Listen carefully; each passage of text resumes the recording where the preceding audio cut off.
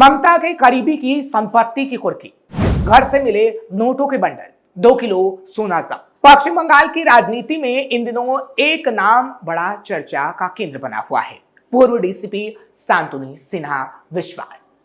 ED का शिकंजा कसा तो हलचल तेज हो गई। कभी पूर्व मुख्यमंत्री ममता बनर्जी के बेहद करीबी माने जाने वाले इस वरिष्ठ पुलिस अधिकारी पर अब जमीन कब्जाने, वसूली नेटवर्क चलाने, अपराधियों से साठगांठ और पुलिस पोस्टिंग में प्रभाव इस्तेमाल करने जैसे कई गंभीर आरोप लगे हैं। मामला केवल एक पुलिस अफसर तक सीमित नहीं है, इसके जरिए बंगाल की सत्ता, पुलिस और सिंडिकेट राज का खुलासा हुआ है। अब ममता के करीबी के घर बुलडोजर चल रहा है, जो सोने की उगाही वो करता था उसे जब्त किया जा रहा है। आज आपको बताएंगे ममता के करीबी के घर कितने नोटों की बंडल मिले और ये सोने का खजाना आखिर कहां से आया। नमस्कार, कैपिटल टीवी की स्पेशल स्टोरी में आपका बहुत बहुत स्वागत है। मैं हूं आपके साथ हर्ष भारद्वाज। प्रवर्तन निदेशालय यानी ईडी ने सोना पप्पू द्वारा भूमि हड़पने और धोखाधड़ी करने से जुड़े मामले में कोलकाता पुलिस के पूर्व उपायुक्त शांतनु सिन्हा विश्वास को गिरफ्तार किया। अब शांतनु सिन्हा के मुर्शिदाबाद स्थित आलीशान बंगले को कुर्क करने की प्रक्रिया शुरू हो गई है, जिसके बाद बुलडोजर भी चल सकता है। हालांकि केंद्रीय जांच एजेंसी के एक वरिष्ठ अधिकारी ने बताया कि मुर्शिदाबाद के कंडी कस्बे में स्थित शांतनु सिन्हा की पैतृक संपत्ति पर छापेमारी की गई। इससे पहले कई घंटों तक चाबियां नहीं मिली थी, तो यहां पर ताले को तोड़ा गया, तलाशी ली गई। कोलकाता में भी एक साथ कई स्थानों पर छापेमार कार्रवाई की गई है, जिसमें नोटों के बंडल भी मिले हैं, जो सूत्रों के हवाले से खबर मिल रही है। हालांकि इसमें एक व्यवसायी अतुल कटारिया का घर भी शामिल है। जांचकर्ताओं ने छापेमारी के दौरान 2 किलो से ज्यादा सोना भी बरामद किया है, जिसकी अनुमानित कीमत लगभग 3 करोड़ रुपए बताई जाती है। भारी मात्रा में कैश बरामद। ईडी के सूत्रों ने बताया कि इसके अलावा भारी मात्रा में नकदी और संपत्ति से संबंधित कई दस्तावेज भी बरामद हुए हैं। एजेंसी इस मामले से जुड़े अवैध भूमि अधिग्रहण, धोखाधड़ी और आपराधिक साजिश के आरोपों की जांच कर रही है। एजेंसी ने भी बताया है कि जांच के दौरान विश्वास के आरोपी सोना पप्पू से कथित संबंध भी सामने आए हैं, जिसके कई और बड़े खुलासे भी हो सकते हैं। पप्पू सोना ने दिया था घर के मेंटेनेंस का रुपया। ईडी के अधिकारी ने बताया कि नगरपालिका क्षेत्र के वार्ड 8 स्थित कंडी में पूर्व अधिकारी का पैतृक घर कुछ साल पहले तक जर्जर हालात में था, जिसे थोड़े समय में ही भव्य रूप से पुनर्निर्मित कर लिया गया। यानी ऐसे पैसों से जो पूरी तरीके से घोटाले का था, जो पूरी तरीके से राजनीतिक उगाही से सामने आया था, यानी ऐसे पैसों से जो अवैध तरीके से अर्जित किया गया और फिर घर को आलीशान रूप से बना दिया गया। जांचकर्ताओं को संदेह है कि सोना पप्पू द्वारा कथित तौर पर दी गई बड़ी रकम का इस्तेमाल घर के रखरखाव और नवीनीकरण के लिए किया गया और ऐशो आराम की जिंदगी शांतनु काट रहे थे। करीब 435.6 वर्ग फुट का मकान भी टूटेगा। हालांकि कंडी प्रखंड के भूमि और भूमि सुधार विभाग के अधिकारी ने बताया कि शांतनु सिन्हा विश्वास के नाम पर लगभग 50 डेसिमल जमीन पंजीकृत है। एक डेसिमल करीब 435.6 वर्ग फुट के बराबर होता है। विश्वास ने पत्रकारों से कहा है कि हमने जांच एजेंसी द्वारा मांगे गए सभी संबंधित भूमि दस्तावेज सौंप दिए हैं और इतनी बड़ी जमीन पर जो घर बना है, आगे आने वाले समय में वो टूट भी सकता है, क्योंकि अवैध उगाही से बनाया गया है और कई और संपत्तियों का पता लगाने की कोशिश भी ईडी इस वक्त कर रही है। कौन है शांतनु सिन्हा विश्वास? शांतनु सिन्हा विश्वास कोलकाता पुलिस के प्रभावशाली अफसरों में गिने जाते थे। वो पहले कालीघाट थाने के ओसी रह चुके हैं। यही वो इलाका है जहां ममता बनर्जी का आवास स्थित है। इसी वजह से उन्हें सत्ता के बेहद भरोसेमंद अधिकारियों में माना जाता था। बाद में उन्हें स्पेशल ब्रांच और सिक्योरिटी यूनिट में अहम जिम्मेदारियों को सौंप दिया गया। राजनीतिक गलियारों में उनकी पहचान एक ऐसे अफसर की थी जिनकी पहुंच सीधे सत्ता के शीर्ष तक मानी जाती थी, यानी ममता के बेहद करीबियों में से। यही कारण है कि उनकी गिरफ्तारी ने प्रशासनिक और राजनीतिक दोनों स्तरों पर एक बड़ा असर डाला है और अब ममता तक से सवाल पूछे जा रहे हैं। मामला शुरू कैसे हुआ? ईडी की जांच मूल रूप से कथित अपराधी और कारोबारी नेटवर्क से जुड़े व्यक्ति विश्वजीत पोद्दार और सोना पप्पू तक पहुंची। जांच एजेंसी को बैंक ट्रांजैक्शन और संपत्ति के लेन देन में कई संदिग्ध कड़ियां मिली। इसी दौरान शांतनु सिन्हा का नाम सामने आया, जो ममता के बेहद करीबी हैं और ईडी के मुताबिक, यानी ईडी ने जो जानकारी दी है उसमें जमीन कब्जाने वाले नेटवर्क को राजनीतिक संरक्षण मिलता था। बिल्डरों और करीबियों से दबाव बनाकर वसूली की जाती थी।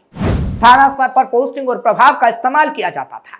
अपराधियों और पुलिस अधिकारियों के बीच संपर्क रहता था। जांच एजेंसी ने शांतनु सिन्हा को कई बार समन भी भेजा, रिपोर्ट के मुताबिक उन्होंने 5 बार तक पूछताछ से बचने की कोशिश की। पूछताछ के लिए बुलाया गया तो नहीं गए। इसके बाद उनके खिलाफ लुकआउट नोटिस जारी किया ताकि वो देश ना छोड़ के जा सके। एक लुकआउट नोटिस जारी किया गया था। हालांकि 14 मई 2026 को ईडी ने लंबी पूछताछ के बाद ही उन्हें गिरफ्तार किया।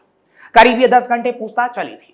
एजेंसी का आरोप है कि वो मनी लॉन्ड्रिंग और आपराधिक सिंडिकेट से जुड़े मामलों में सहयोग नहीं कर रहे थे। इसके बाद शांतनु के आवास पर छापेमारी हुई। कई ठिकानों पर सर्च ऑपरेशन चला। पुलिस विभाग ने उनका कार्यकाल समाप्त कर दिया। अन्य अधिकारियों की भूमिका की भी जांच शुरू की। घर से करोड़ों के बंडल और सोने की जब्ती हुई। गिरफ्तारी के कुछ दिन बाद कोलकाता पुलिस कमिश्नर ने आधिकारिक आदेश जारी कर शांतनु सिन्हा की एक्सटेंडेड पोस्टिंग समाप्त कर दी।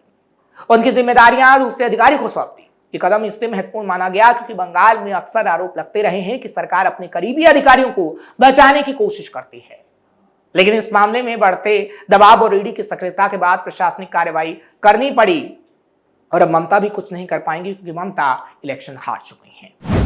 ममता के करीबी वाला एंगल क्यों अहम है? राजनीति में किसी भी बड़े अफसर की ताकत उसके राजनीतिक संपर्कों से तय होती है। शांतनु सिन्हा लंबे समय तक उन इलाकों और पदों पर रहे जहां सरकार का सीधा भरोसा जरूरी माना जाता था और इसीलिए ही उनकी पोस्टिंग कालीघाट थाना, सिक्योरिटी ब्रांच, स्पेशल यूनिट यानी इन सभी जगह रही जहां पर सत्ता के बेहद संवेदनशील पद को माना जाता है। शांतनु यहीं रहे और यही वजह है कि विपक्ष इस मामले को सिंडिकेट प्रोटेक्शन का उदाहरण बताता रहा।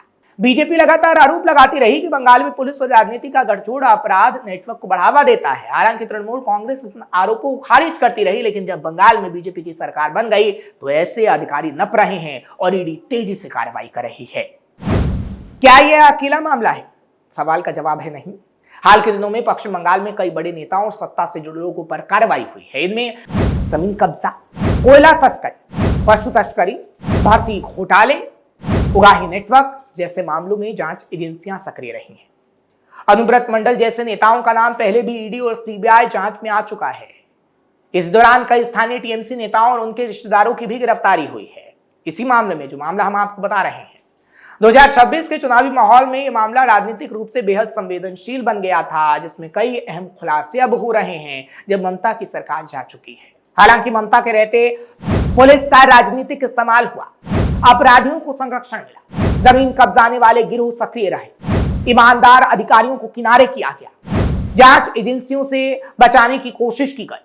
हालांकि इस पूरे मामले में टीएमसी का कहना है कि केंद्र सरकार ईडी और सीबीआई का इस्तेमाल राजनीतिक हथियार के रूप में कर रही है और अब तो बंगाल में बीजेपी की सरकार है और भी करेगी। हालांकि मामला इस वक्त सुर्खियों में है। ईडी अब वित्तीय लेन देन, संपत्ति खरीद, शेल कंपनियों, पुलिस पोस्टिंग नेटवर्क की जांच कर रही है। अगर एजेंसी को और सबूत मिलते हैं तो कई अन्य अधिकारी और राजनीतिक चेहरे भी जांच के दायरे में आ सकते हैं। यह मामला ऐसे समय में आया है जब पश्चिम बंगाल पहले से कई विवादों में घिरा हुआ है और ममता बनर्जी से भी कई सवाल पूछे जा रहे हैं।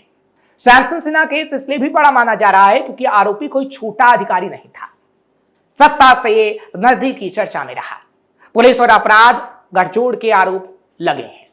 ईडी ने सीधे गिरफ्तारी की है। प्रशासन को भी कार्रवाई करनी पड़ी है। हालांकि यह कार्रवाई प्रशासनिक तब हुई जब बीजेपी की सरकार आई। शांतनु सिन्हा विश्वास पर हो रही कार्रवाई केवल एक अफसर की गिरफ्तारी नहीं, यह पश्चिम बंगाल की सत्ता, पुलिस और राजनीतिक संरक्षण के बड़े नेटवर्क की जांच का एक हिस्सा है जो ममता राज की असलियत को दिखाता है। फिलहाल ये कहा जा सकता है कि आगे आने वाले समय में ऐसे कई और अधिकारी नप सकते हैं जो ममता के बेहद करीब माने जाते हैं, क्योंकि इन्हीं अधिकारियों ने पश्चिम बंगाल का बंटाधार कर डाला है। और हमने देखा कि कैसे पश्चिम बंगाल में भ्रष्टाचार हुआ, कैसे पश्चिम बंगाल पूरी तरीके से बर्बाद हो गया है। लेकिन अब पश्चिम बंगाल बर्बाद नहीं होगा क्योंकि ममता की सरकार जा चुकी है और ऐसे अधिकारियों के खुलासे हो रहे हैं। ईडी उनके घर छापा मार रही है जब अचूक संपत्तियां मिल रही हैं, सोने का भंडार मिल रहा है जिससे आम जनता का विकास किया जा सकता था, लेकिन ममता ने नहीं किया। आपको ये खबर कैसी लगी कमेंट सेक्शन में जरूर बताएं। खबर को लाइक शेयर करें। कैपिटल टीवी को सब्सक्राइब करना मत भूलिएगा।